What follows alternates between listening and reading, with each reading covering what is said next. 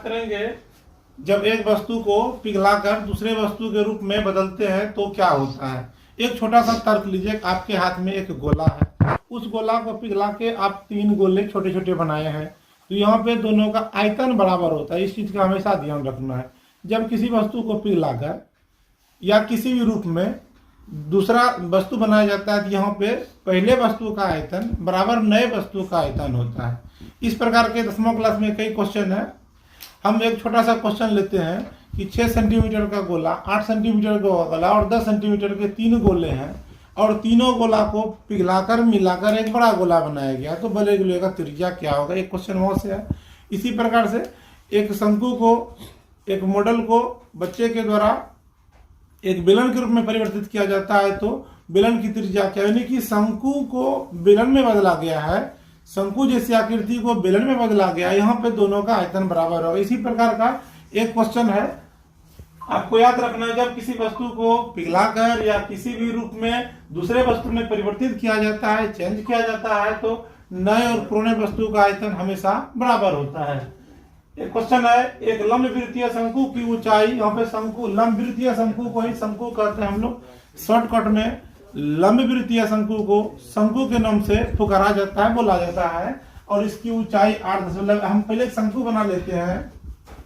1 2 3 4 एक लंब वृत्तीय शंकु है। शंकु की ऊंचाई जब बोला जाए तो ये बीच वाली ऊंचाई है, ऊंचाई इसका 8.4 सेंटीमीटर है, और इसकी आधार की त्रिज्या, आधार इसका वृत्त के जैसा होता है, आधार ये शंकु का आधार वृत्त के जैसा होता है। इसकी जो त्रिज्या है, इसकी त्रिज्या 2.1 सेंटीमीटर है, त्रिज्या इसका 2.1 सेंटीमीटर है।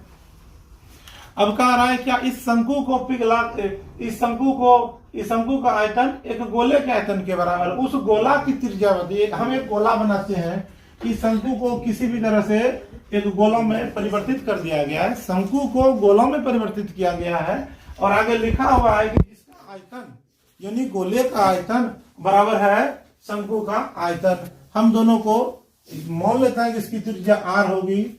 हम जानते हैं कि गोला का आयतन बराबर होगा शंकु का आयतन।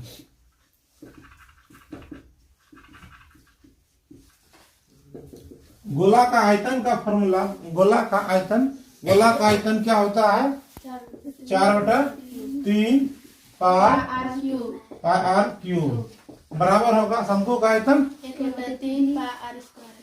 शंकु का आयतन 1/3 पाई r स्क्वायर h। यहाँ पे जब देखिएगा तो ये नीचे वाला 3 और ये वाला 3 कैंसिल हो गया।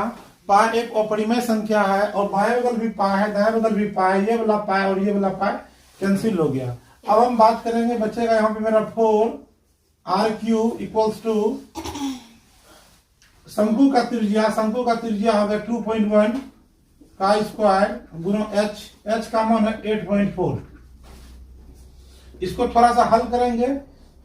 4r³ इक्वल्स टू 2.1 गुना 2.1 गुना 8.4।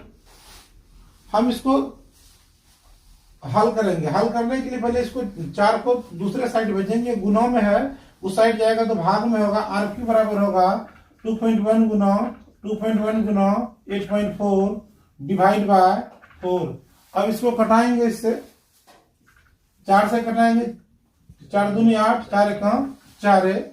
यहाँ पे बचा मेरा r³, या इसको बोल सकते हैं 2.1 गुना 2.1 गुना 2.1, ये 3 बार है 2.1 का क्यूब,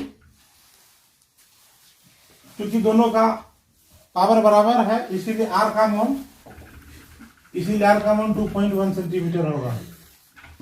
इस प्रकार का कई क्वेश्चन 2 नंबरों में और लॉन्ग क्वेश्चन में कभी कभी पूछता है। ऑब्जेक्टिव में भी यह क्वेश्चन कई बार पूछा है, और कंपटीशन में बहुत बार इस क्वेश्चन को रिपीट किया है। इसको हमेशा ध्यान रखना है, जब एक गोला को पिघलाकर 3 छोटे गोले बनाए जाते हैं, एक शंकु को पिघलाकर एक गोला बनाया जाता है, इस केस में दोनों का आयतन बराबर होगा। दोनों का आयतन का सूत्र लगाएंगे, और जो क्वेश्चन में डाटा दिया रहेगा उस डाटा को फुलफिल करेंगे। फिर उसको थोड़ा सा गुना भाग करके कटाएंगे, आपका राइट आंसर आ जाएगा। अब क्वेश्चन नंबर 2 पर चलते हैं। दूसरा क्वेश्चन इसी प्रकार का है।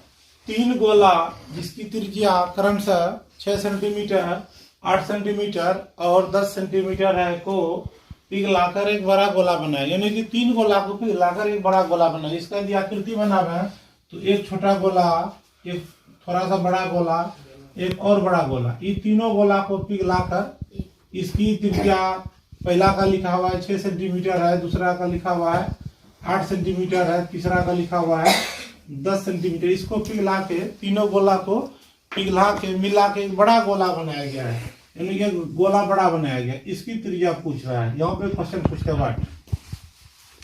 सीधा सा तर्क है, 3 गोला को पिघलाकर मिलाकर एक बड़ा गोला बनाया गया है। तीनों गोला का आयतन का जोड़ इस गोला के आयतन के बराबर होगा। तीनों गोला का आयतन का जोड़ एक नए गोला के आयतन के बराबर होगा। अब इसको हम बनाते हैं। इसका होगा तीनों गोला का आयतन, तीनों गोला का आयतन का योग बराबर होगा बड़ा गोला का आयतन, बड़ा गोला का आयतन। अब इसको थोड़ा सा हल करते हैं। पहले गोले का आयतन क्या होगा, आयतन का फॉर्मूला आप जान रहे हैं। पहला गोला का आयतन क्या होगा, गोला का आयतन का फॉर्मूला क्या होता है, यदि इसकी त्रिज्या को हम r1 मान लें, इसकी त्रिज्या को r2 मान लें, इसकी त्रिज्या को r3 मान लें, तो सूत्र में यदि लगाना चाहे तो कौन सा लगेगा। पहला गोला का आयतन वही होगा 4/3 पाई r क्यूब। r1 इसीलिए लिखे, पहला r1 मतलब अगर ये कोडिंग वर्ड है, पहला गोला के लिए r1 लिखे हैं। दूसरा गोला का क्या होगा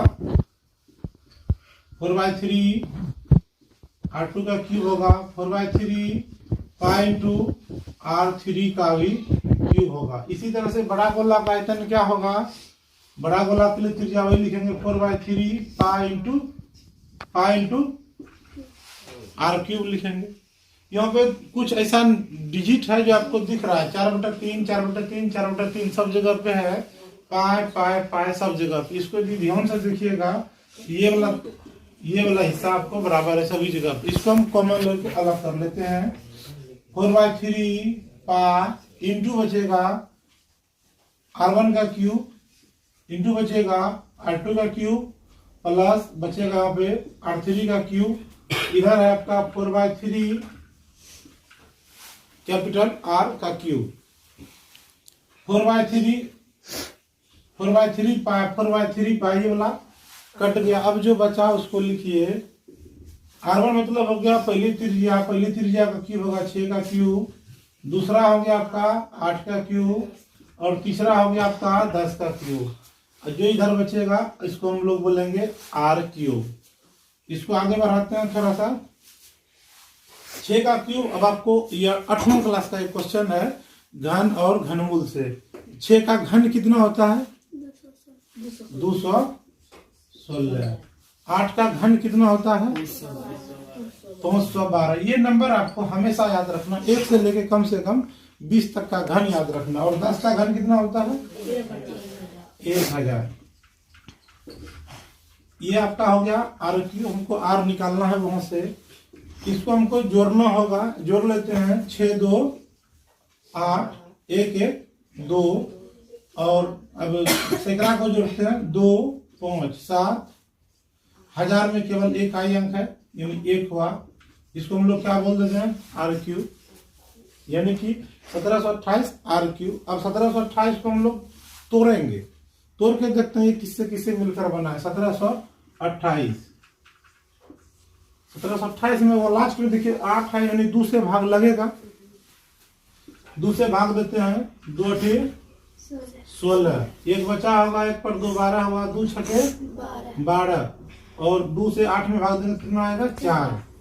फिर 2 से देंगे 2 चौके 8, 2 तिया 6, 2 दूनी 4। फिर 2 से देंगे 2 दूनी 4 और ये 16 दूनी 32। फिर 2 से देंगे 2 1 2 यहाँ बेगम उतरेगा, छोटा अंक के लिए 0 लगाएंगे 2 8 16। 216 का आधा 108 हुआ 216 का था 108 होगा, इसके बाद 108 में फिर 2 से भाग देंगे, क्या होगा 54, फिर 2 से भाग देंगे क्या होगा 2 दूनी 4 और 2 7 14, फिर 3 से देंगे यहाँ पे लगेगा 9, यानी कि 3 का जोड़ा देखिए कहाँ कहाँ लग रहा है।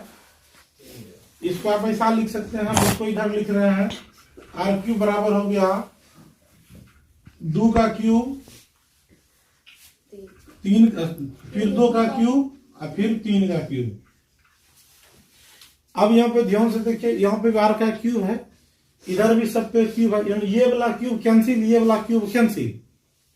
या इसको ऐसे भी लिख सकते हैं डायरेक्ट, यदि आपको लिखना हो आर बराबर 2 का क्यूब गुना 2 का क्यूब गुना 3 का क्यूब, इस पर घनमूल लगा दीजिए इस तरह से, यानी ये 3 और सब का 3 पावर जो है वो कैंसिल हो जाएगा, बचेगा यहाँ पे आपका 2 गुना 2 गुना 3, 2 दूनी 4, 4 तिया कितना हो जाएगा 12, ये सेंटीमीटर में, इसीलिए सेंटीमीटर इसका आंसर होगा। इसी प्रकार का यदि कोई क्वेश्चन पूछे, एक को पिघला के दूसरा बनाएंगे, दोनों का क्या लगाइएगा, क्या लगाना है इसमें आयतन लगाना है, दोनों का आयतन लगा के थोड़ा सा गुना भाग करेंगे, आंसर आ जाएगा।